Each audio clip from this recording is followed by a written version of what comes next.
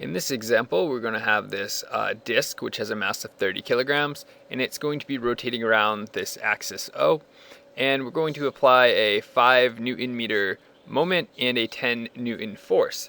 Both of the moment and the force are constant, and we want to figure out, if we start from rest, how many spins does it take to get to a final angular velocity of 20 radians per second. And I want to do this by using the principle of working energy. And this principle says that the initial kinetic energy plus the sum of the work of our forces from these two positions is equal to our final kinetic energy.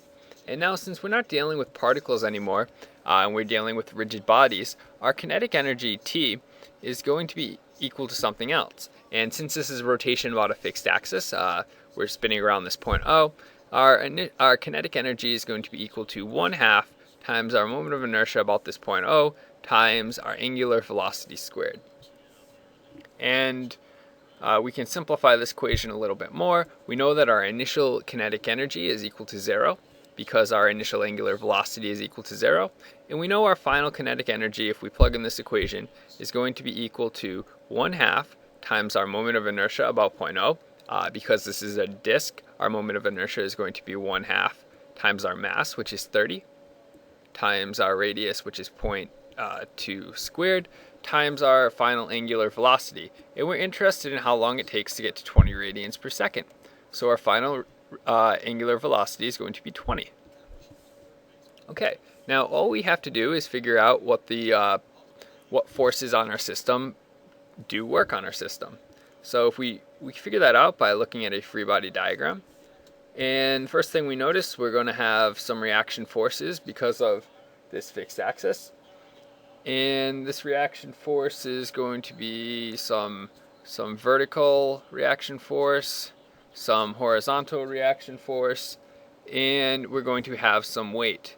And our weight is going to come straight down. Additionally, we're going to have this 10 Newton force we're pulling it with, and this 5 Newton meter moment. And now the only two forces, or moment and force, that are going to do work on our system is this 5 Newton meter moment and this 10 Newton force. The reason for this is our weight doesn't do any force because it's not moving up or down. It's actually not moving at all. And reaction forces never do work on a system because they don't ever move. They just stay in one place. So if we look at let's look at the work done by the moment first. We know that work done by a moment is equal to the magnitude of a moment times its final angular position minus its initial angular position.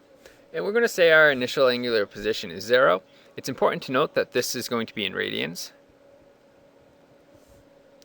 And if we plug in numbers we're given 5 times some second position, and this is actually what we want to solve for in this problem. This theta 2 is going to be how many spins does this disk go through. So this is what we're actually solving for. So this is our equation for the work done by the moment on our system, and now we can look for the work done by this constant force right here. And the work done by a constant force is going to be equal to the force times S2 minus S1, so the change in distance that the force is applied over. And again, we're going to say the same thing. We're going to say we just start at an initial place, and this is going to be 0. And our force is going to be equal to 10 times some S2. But what we really want to do is get this S2 in terms of theta. And we want to do this because if we don't do this, then we're going to have this equation right here, and we're going to have two unknowns. We're going to have a theta 2, and we're going to have an S2. We know we can relate S2 to theta 2 by this relationship right here. The S is equal to theta times R, and S2 is going to be equal to theta 2 times R. So we can just plug that into this expression right here. When we do that, we're going to have this is equal to 10 times theta 2 times 0.2 So we're going to get this is equal to 2 theta 2. So these are the two moments and forces that have some work on our system. So this is going to be 5 theta 2 plus 2 theta 2.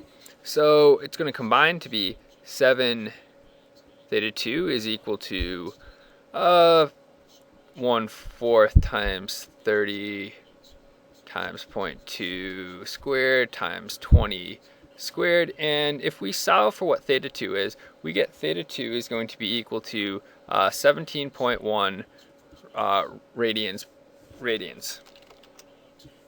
We can turn this into revolutions by dividing by 2 pi. And if we do that, we get that it takes 2.73 revolutions in order to get to 20 radians per second starting from rest.